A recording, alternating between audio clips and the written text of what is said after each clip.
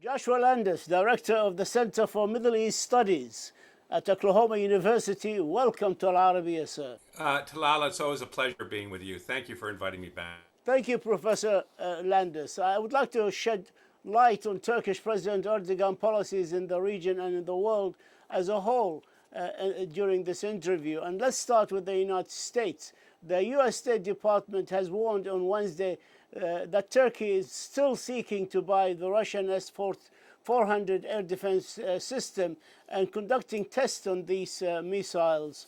The United States also threatened to impose sanctions and said that this is becoming very real possibility, even if that risks pushing Ankara closer to an alliance with Moscow. While the lira is plummeting, Erdogan said angrily to the United States, "Go ahead with your sanctions," amid warning by the U.S. Embassy in Turkey, warning U.S. citizens of the possibility of being kidnapped in Istanbul. How bad is this rift? How serious it is? It is serious. U.S.-Turkish relations are at a real inflection point. And we have to remember that we're in the middle of elections here in the United States. Nothing's going to happen in the next few weeks, I don't think. But should Biden win, Biden is much less indulgent of the Turks than President Trump has been.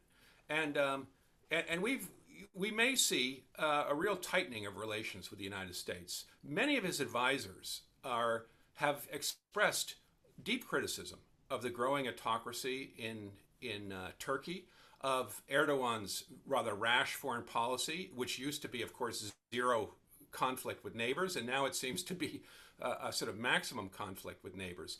And the United States is really, I think, at a crossroads, because Europe, France, others are pressuring the United States, Saudi Arabia included, not to be so indulgent of the Turks.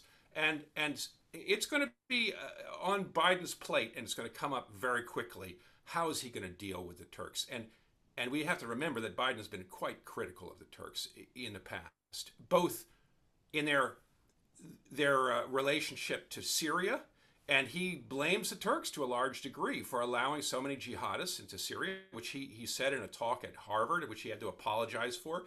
But more recently, he put out a campaign video in which he criticized Erdogan and said that he was going to increase relations with the Turkish opposition, and that infuriated Erdogan. So the United States relationship is at a delicate, I think, turning point. No doubt about it. I'd like to move now to Turkey and Russia. Some say Turkey and Russia are two sides of the same coin. They are both heavily involved in some of the most important ongoing conflicts in the world, including Libya, the Caucasus, and Syria. Do you agree with this statement? And how would you explain Monday's deadly Russian airstrikes on Turkish-backed rebel fighters in Idlib in northern western Syria against one of the largest Turkish-backed militia, AL-HAJ, in the region? And of course, targeting their training camp in that area. Well, absolutely. Here again, Erdogan's rather expansionist policies are pushing up against the Russians in a very serious way, and particularly in the Caucasus, which the Russians regard as their backyard.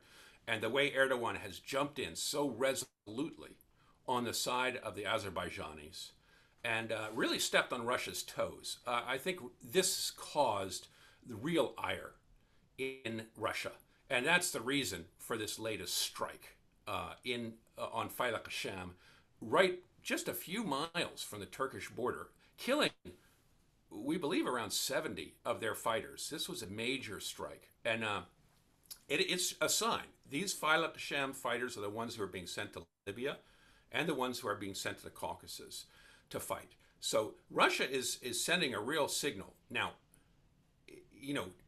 we shouldn't exaggerate the difficulties in this relationship, because Russia has a lot, is banking on Turkey moving out of NATO, moving away from the West. And Russia is very interested in keeping Turkey, sweet, if you will. and and there's a lot of trade, over $30 billion a year between Russia and Turkey. They work together on nuclear energy, and they work together in military. As you said, they've just sold these S-400 anti-missiles, which have infuriated the United States, and so Russia has a lot involved with keeping their relations on an even keel with Turkey. Nevertheless, as you so rightly said, Turkey is stepping on. They're on opposite sides in Libya, opposite sides in Syria, opposite sides in Azerbaijan and Nagorno-Karabakh. And Erdogan just this last week said he'll never recognize Crimea as a part of Russia, that it's a part of Ukraine. And he's been very bellicose, saying that Putin is winding up right-wing anti-Islamic movements in Europe. And so Erdogan is taking everybody on all at the same time. This is, he's really going out on a limb. Are there more possibilities of more bombing of Idlib in the near future by the Russians? I think there are. Syria is Turkey's Achilles heel. They've got themselves extended. Nobody likes what they're doing there. Their partners are jihadists, and they're working with Hayat Tahrir al-Sham, which used to be al-Nusra. So they're in a very vulnerable position, and Russia can hurt them there easily. The Russians are in a much more vulnerable position in places like Libya and Armenia and so forth. So Syria is a pushing point, and we have to remember that Putin swore that he was going to get back all Syrian territory for Syria, and he's emphasized the notion that Syrian sovereignty is important to him. And Syria is really his exhibition piece in foreign policy. It pulled him out of real isolation, and it's turned Russia into a real player in the region. And he may want to uphold that and defend Damascus's sovereignty over northern Syria. And that would mean that there's going to be much more pushing and shoving up on this northern border in the months to come. I'd like to move now back to the region, Turkey and Libya. You heard just now how acting SRSG Stephanie Williams being optimistic about getting foreign fighters out of Libya by the 23rd of January, and also spoke about possible Turkish cooperation with UNSMIL.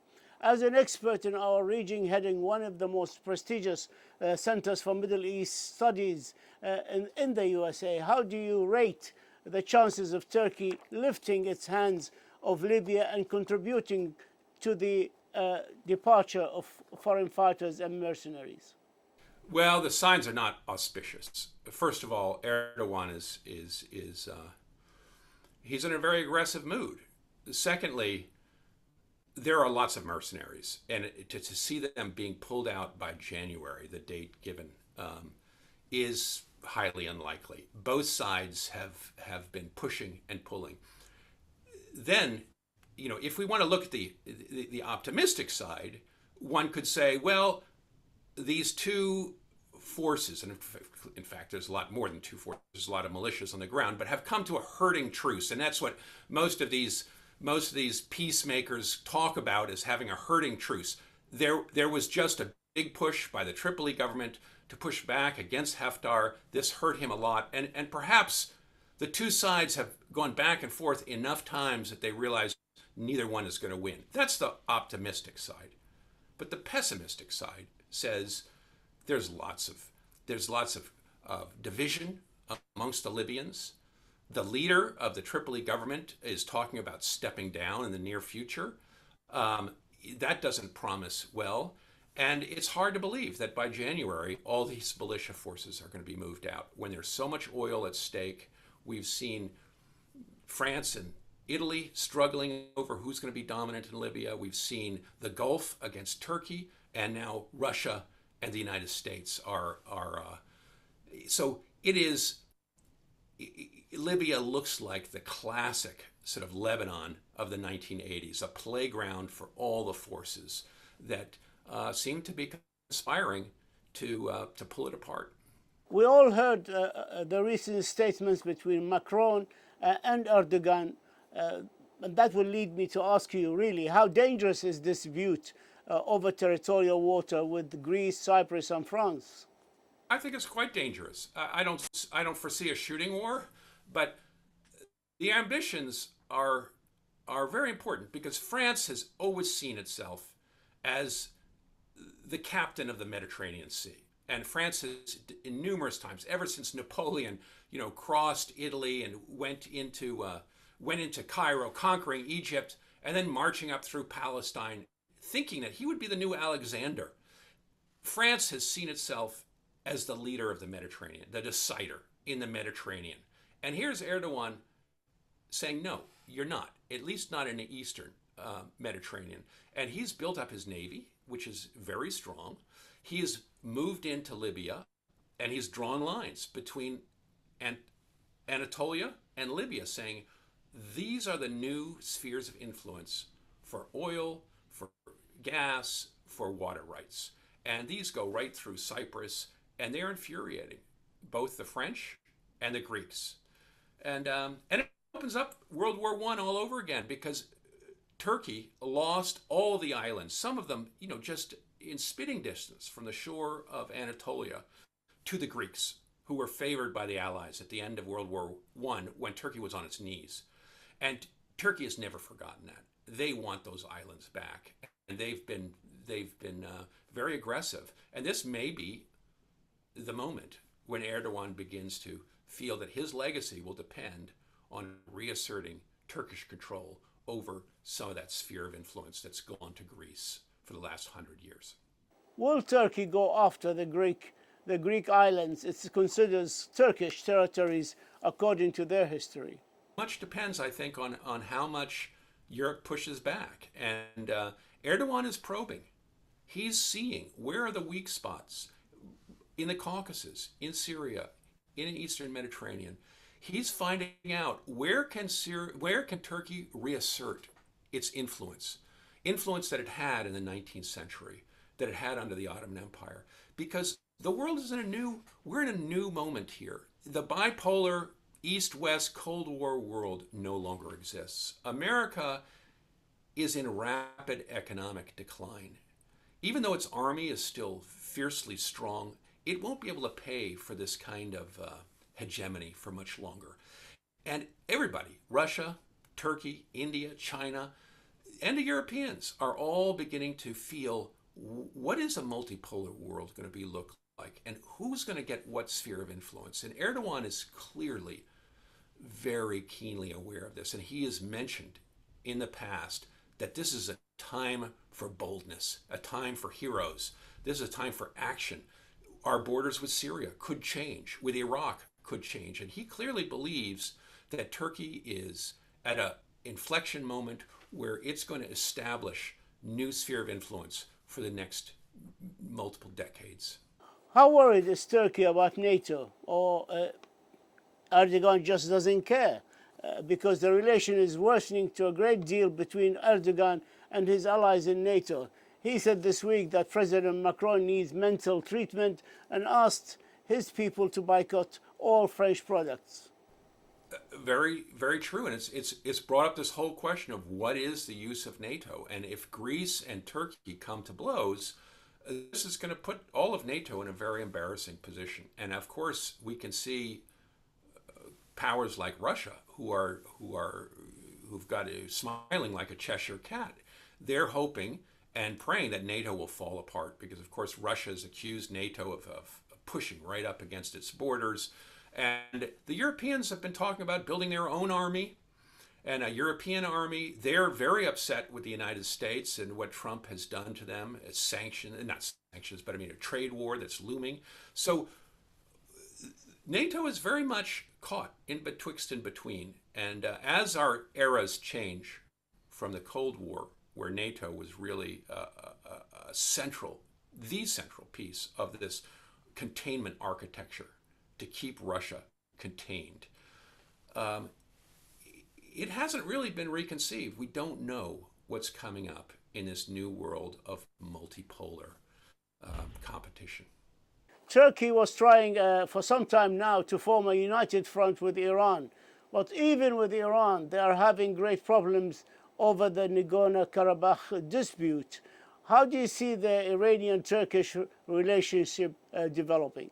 In the past, it looked like Turkey and Iran had a fairly solid alliance. And we saw Erdogan step forward and say, I'm going to mediate about nuclear power, and I can take Anatolia, can house a lot of their uranium. So they had been working together. But underneath it all, these are two powers that share an ambition to be dominant in the northern Middle East. And they're going to come, they're in deep competition over Syria, Iraq, and now the Caucasus, because Iran traditionally supports Armenia. Interestingly enough, because it's next to Turkey, and Turkey supports the Azeris. Not only are they Turkish, but they share the border with Iran. And in the last few months, the Azeris have taken the entire southern part of Nagorno-Karabakh, which borders Iran. And so the Azeris now are putting a lot of pressure on it, or they could put pressure on Iran in the future. And so Turkey and Iran are fighting on opposite sides in the Caucasus. And this is only going to increase difficult feelings between the two countries. Time is catching up with us. I would like to ask you about the economy and the lira. What would be your advice to Erdogan if you were one of his advisors in how to tackle the economy and the plummeting lira that reached its lowest level ever, 8 lira to the dollars? What would you say to him? Well, like every country, Turkey is tethered, is on a rope. That is its economy. And if the economy runs out, and if the lira begins to really crash, as it looks like it could do, that's going to put paid to all of his ambitions, his military ambitions and sphere of influence that he's clearly trying to carve out. And these two things, the economy and his military ambitions, are at loggerheads, as they are for the United States, as they are for every country. And if he doesn't look after what's going on at home, we're going to see the same sorts of things happen in Turkey that have really devastated much of the Middle East, where the inflation, wild and hyperinflation, has really leveled economies right across from Lebanon, Syria, and so forth. Now, of course, Turkey is the sixth biggest economy in Europe. It has been a behemoth that has grown dramatically, a lot of industrialization. So it has a secure foundation. But these expansionist policies, the unwillingness to raise interest rates, and the thumbing its nose at the United States and others who could slap sanctions that would really hobble Turkey, is a dangerous game of escalation. And we'll see where it leads. Joshua Landis, the director of the Center for Middle East Studies at Oklahoma University, we thank you for this interview. We thank you for your insight and wish you the best of luck. Well, Mr. Talal, it's always a pleasure. Your questions are always probing, and you make me smarter on the Middle East. Thank you, sir. Thank you.